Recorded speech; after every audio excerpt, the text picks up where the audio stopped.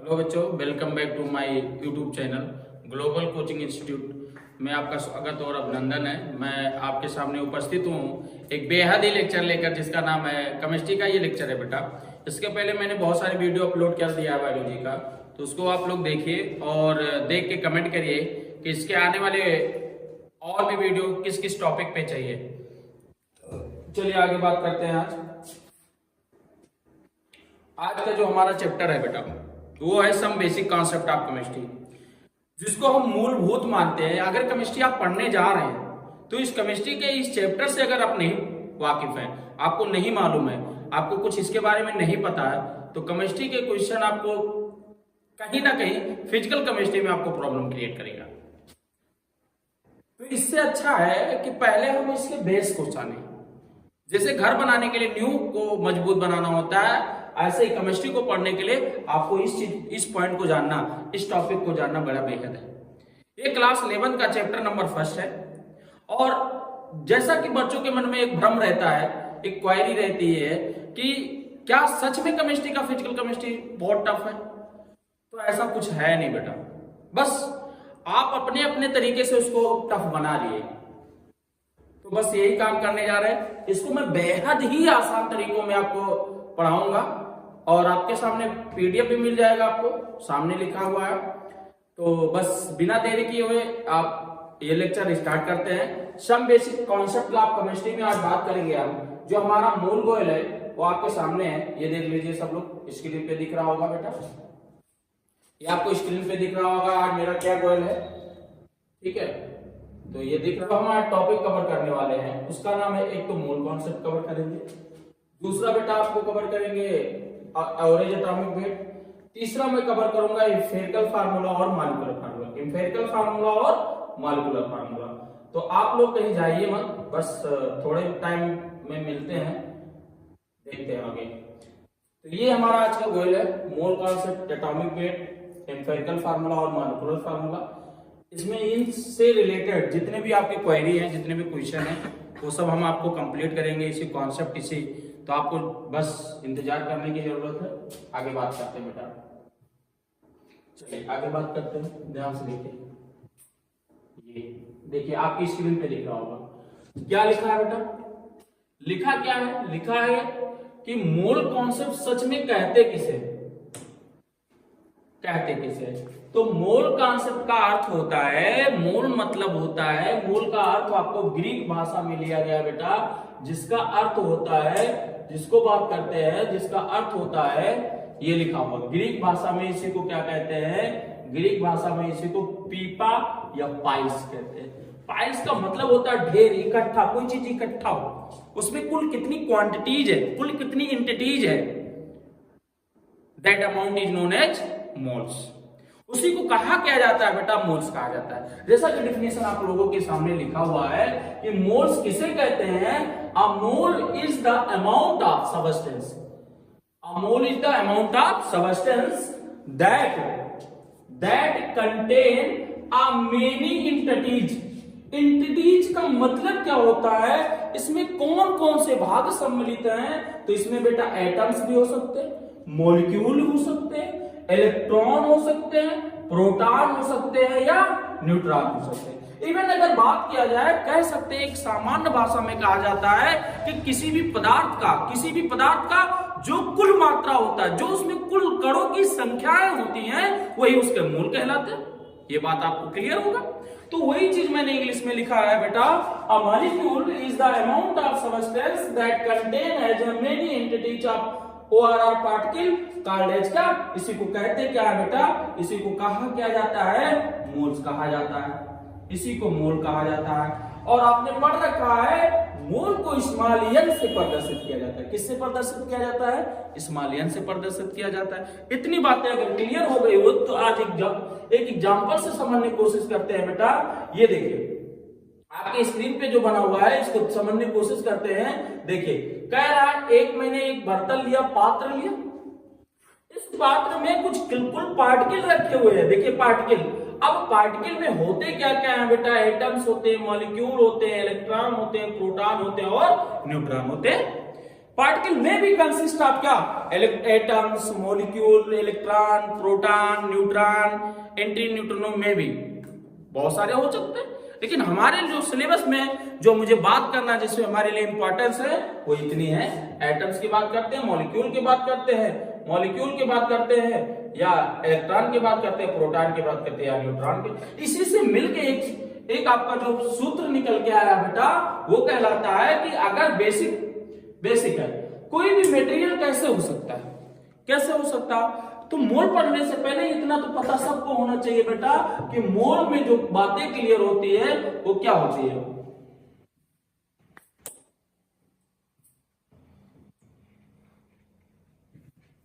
ये कोई भी पदार्थ, कोई भी मटेरियल क्या क्या हो सकता है, तो क्या हो सकता है बेटा, सॉलिड हो सकता है, लिक्विड हो सकता है, और क्या हो सकता है, गैस हो सकता है। इतना क्लियर हो गया बात। फिर कह रहा है कि मटेरियल, एक मोल को समझने के लिए क्या कहा गया, एक मोल को समझने के लिए बेटा बात करते हैं तो क्या कहा गया उसको समझने। अगर मोल की बात किया जाए एक सॉलिड के लिए, तो मोल को कैसे प्राप्त किया जाता है, तो मोल को कैसे प्राप्त किया जाए, किसी का वेट दिया जाए, वेट वो भी किसमें दिया जाए, ग्राम में, इसमें दिया जाए ग्राम में, और उसको डिफाइन कर दिया जाए किससे, पार्टिकल वेट से, पार्टिकल वेट से, तो क्या आपको मिल जाएगा, मोल मिल जाएगा। अब आपने पढ़ रखा है बेटा कि पार्टिकल क्या हो सकते हैं, तो पार्टिकल मतलब कण क्या हो सकते हैं बेटा, सबको क्लियर होगा कि कण में क्या क्या चीजें कंसिडर्ड होती हैं। एक तो आपके एटम्स होते हैं, दूसरा क्या होता है, मॉलिक्यूल होते हैं, तीसरा क्या होता है बेटा, मॉलिक्यूल होते हैं, तीसरा क्या होता है आपका, इलेक्ट्रॉन हो सकते हैं, प्रोटॉन हो सकते हैं, और क्या हो सकते हैं, न्यूट्रॉन हो सकते हैं। तो ये एटम है। अगर आपको मोल प्राप्त करना है किसी एटम का तो क्या रखा जाएगा, एटॉमिक वेट। अगर किसी का मोल प्राप्त करना है मॉलिक्यूल का तो क्या रखा जाएगा, मॉलिक्यूलर वेट। अगर किसी इलेक्ट्रॉन का आपको मोल प्राप्त करना प्राप्त किया जाएगा तो क्या रखा जाएगा, इलेक्ट्रॉन वेट। और अगर किसी प्रोटॉन का सेमिज, तो इसी को मिलते जुलते मिला के लोगों ने कहना क्या स्टार्ट किया कि मोल इक्वल टू वेट इन ग्राम अपान क्या, एटॉमिक वेट, ORR क्या, मॉलिक्यूलर वेट। एटॉमिक वेट या इसी को कहना स्टार्ट किया मॉलिक्यूलर वेट अगर किसी भी सॉलिड। और ये सूत्र, ये फार्मूला, ये जान लीजिए एकदम पेट फार्मूला, कहीं भी लगाइए, कहीं भी लगेगा ये सूत्र, कहीं भी आप लगा सकते हैं इस फार्मूले को। तो ये एकदम ये जान लीजिए स्पेशल फार्मूला है, बेसिक जिसको कहते हैं, ये बेसिक फार्मूला है बेटा, कहीं भी यूज करिए, बेसिक फार्मूला, इसी को बोला जाता है बेसिक फार्मूला। एक और आप क्या कह सकते हैं बेटा, एक और क्या कह सकते हैं कि अगर आपको मोल निकालना तो किसी को क्या दिया जाए, नंबर ऑफ पार्टिकल दिया जाए। अगर किसी भी नंबर ऑफ पार्टिकल दिया जाए, पार्टिकल की संख्या दी जाए, तो उसको मोल से प्राप्त करने के लिए आपको क्या करना होगा, Na से, Na या इसी को N0 कहा जाता है, जिसको बोला जाता है अवोगाद्रो नंबर, अवोगाद्रो संख्या, अवोगाद्रो नंबर। इससे अगर क्या कर दिया जाए, डिवाइड कर दिया जाए, तो क्या मिल जाएगा आपको, मोल। तो मोल के दो पेट फार्मूले हैं, बेसिक दो ही फार्मूले हैं। कौन कौन से, एक तो मोल बराबर क्या दिया जाए, वेट इन ग्राम में दिया जाए बेटा, तो तुरंत उसको एटॉमिक वेट AW या क्या MW मॉलिक्यूलर वेट से डिवाइड करिए। दूसरा क्या हो गया बेटा, अगर किसी का नंबर ऑफ पार्टिकल n दिया जाए तो उसको डिवाइड करना होगा Na से, तो आपको क्या मिल जाएंगे, मोल मिल जाएंगे। इतनी बात हो गई, ये बेसिक सूत्र हो गए।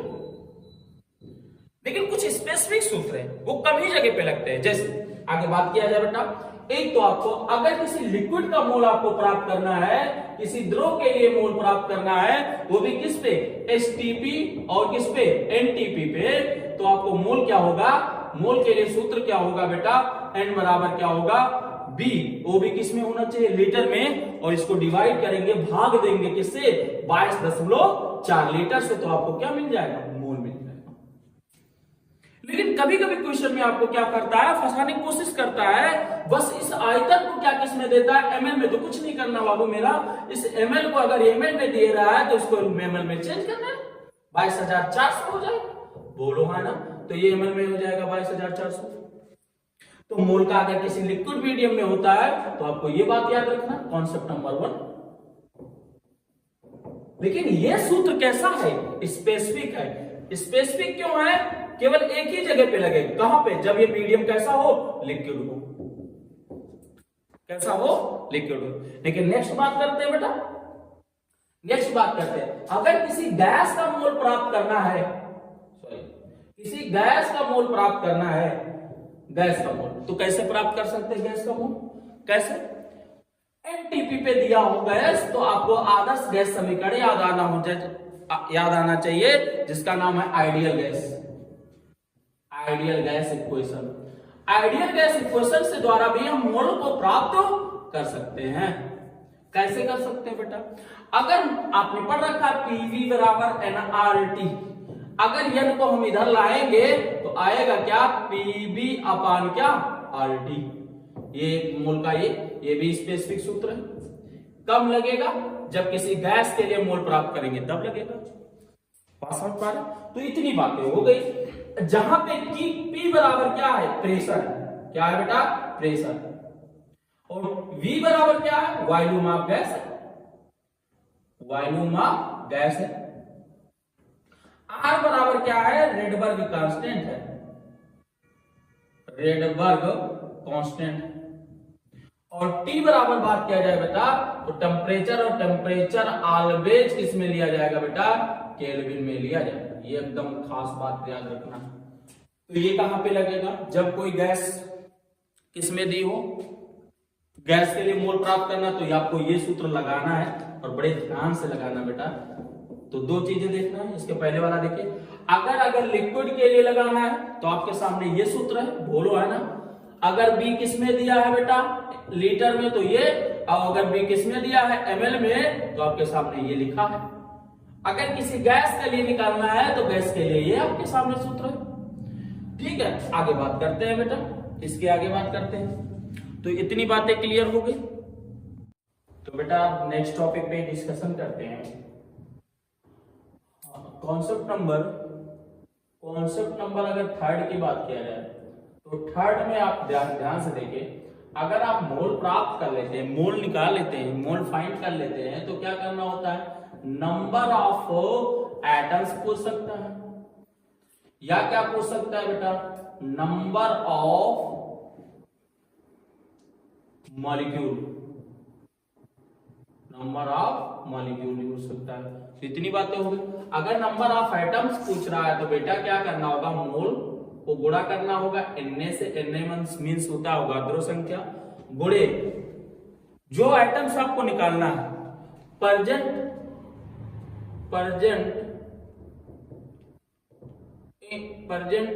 सॉरी इसको देखा जाए,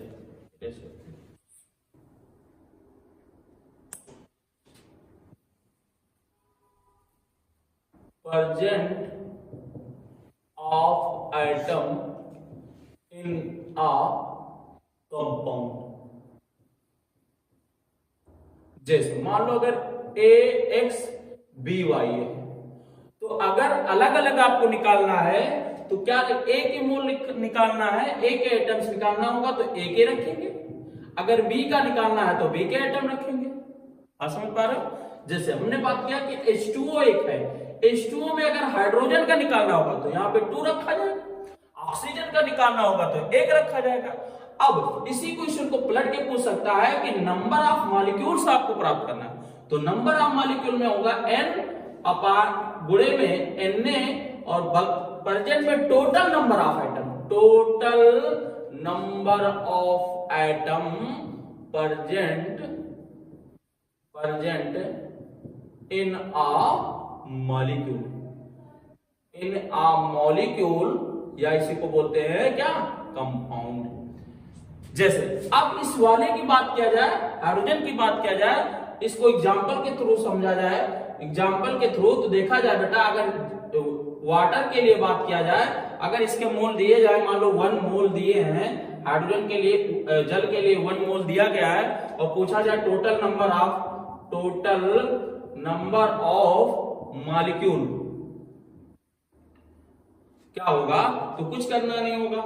अगर पूछ रहा है नंबर ऑफ मॉलिक्यूल, सॉल्यूशन में देखा जाए बेटा, नंबर ऑफ मॉलिक्यूल की बात कर रहा है, तो नंबर ऑफ मॉलिक्यूल बराबर क्या होगा, मोल इनटू क्या Na, और अभी मैंने बताया टोटल नंबर ऑफ एटम रखा जाएगा। टोटल नंबर ऑफ एटम किसने हैं, वाट जल में कितने होते हैं एटम, 3। कितने रखे जाएंगे, 3। तो n की जगह पे 8 और Na की जगह पे क्या 6.022 गुणे 10⁻³ ग्राम गुणे क्या 3। तो टोटल नंबर ऑफ मॉलिक्यूल इसी के आएंगे। अच्छा, एक नोट करके पॉइंट को देखना है बेटा कि अगर आपसे पूछ रहा है कि एक मोल वन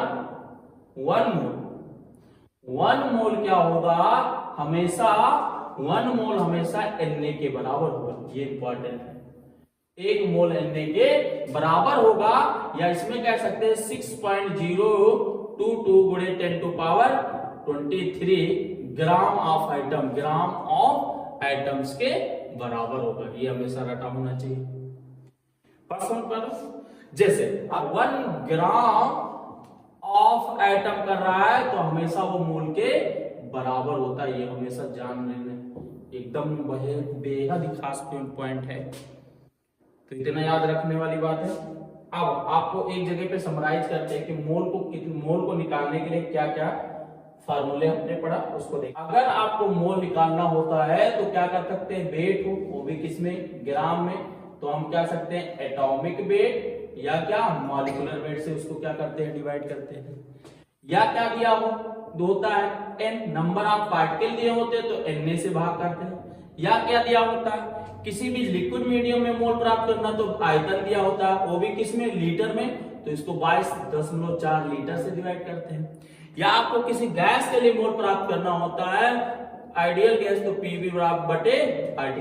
तो मोल के कुल इतने सूत्र हैं आपको, और इतना आपको ध्यान रखने की आवश्यकता है। ठीक है, ऐसे इलेक्ट्रॉन के निकाला जाए, नंबर ऑफ इलेक्ट्रॉन की बात किया जाए तो आप कर ही लेंगे, नंबर ऑफ प्रोटॉन की बात किया जाए तो वो भी कर लेंगे। इतनी बातें क्लियर हो गई तो एक क्वेश्चन आपको देखा जाए ध्यान से, जो कि 2015 में पूछा गया, 2015 में पूछा गया, उसको ध्यान से देखिए। ये देखिए क्वेश्चन आपके सामने सॉल्यूशन है। देखिए क्वेश्चन में क्या पूछा गया था, ध्यान देने वाली बात है। पूछा क्या गया है बेटा, उसको ध्यान से देखने वाली बात है। पूछा गया है कि नंबर ऑफ, क्या पूछा गया है, number of water molecules is maximum in, कह रहा है नंबर ऑफ वाटर मॉलिक्यूल किसमें अत्याधिक होगा। तो याद करिए, इसमें दिया गया 18 मॉलिक्यूल ऑफ वाटर। तो नंबर ऑफ मॉलिक्यूल क्या सूत्र क्या होता है, number of molecule equal to क्या होते हैं बेटा, number of molecule equal to होते हैं मोलों की संख्या n इंटू Na और पर टोटल नंबर ऑफ एटम। इतनी बातें हुई। तो जो कि आपका लिखा है नंबर ऑफ एटम, ये लिखा है, नंबर ऑफ मॉलिक्यूल अगर निकालने का सूत्र होता तो ये सामने लिखा हुआ। अब मैंने एक सामने बी वाले में तो कितना टोटल मॉलिक्यूल दे दिया, निकालने की कोई जरूरत है। दूसरे वाले में मोल पहले निकालने के बाद देखा गया तो इतना आया। उसके बाद सी वाले में देखिए 18 ग्राम दिया था, 18 ग्राम का निकाला गया तो इतना आया, इतने मॉलिक्यूल आए। और इस वाले में मोल दिया गया, तो मोल दिया गया है तो वाटर को गुणा करेंगे तो सी वाले में आंसर में इतना आया, फोर्थ वाले आंसर में देखेंगे बेटा तो इससे ज्यादा आएगा, इसलिए आंसर कौन सा है, इस यहाँ पे रखेंगे 18 गुणे क्या 6 इंटू कितना 6 Na रख लो सीधा, उसके बाद कितना है 3, तो 18 3 54, कितना आया 54 Na के बराबर आया। तो इसमें 54 मॉलिक्यूल है इसमें, इसलिए आंसर कौन सा हुआ, थर्ड। ये बात क्लियर हुई, ठीक है, क्लियर हो। नेक्स्ट क्वेश्चन और देखा जाए इसको थोड़ा सा, ये वाले क्वेश्चन को, इसमें भी वही कहानी पूछा गया, ये 2002 में पूछा गया था। Which is the maximum number of molecule, इसमें भी पूछ रहा है किसमें नंबर ऑफ मॉलिक्यूल ज्यादा होगा। लेकिन इसी बात को समझने के लिए अगर पूछता है कि which is the maximum number of nitrogen molecule, तो पहले वाले का निकालना होगा। Which is the hydrogen molecule, तो हाइड्रोजन का निकालना होगा।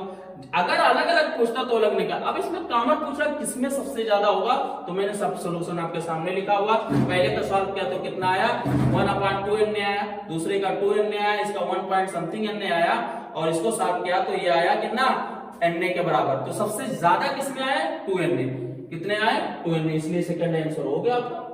कौन सा हो गया, सेकंड आंसर हो गया आपका। ये वाली बात समझ में आए? तो इतना रहा इस कॉन्सेप्ट में। आगे टॉपिक पे फिर बात करते हैं।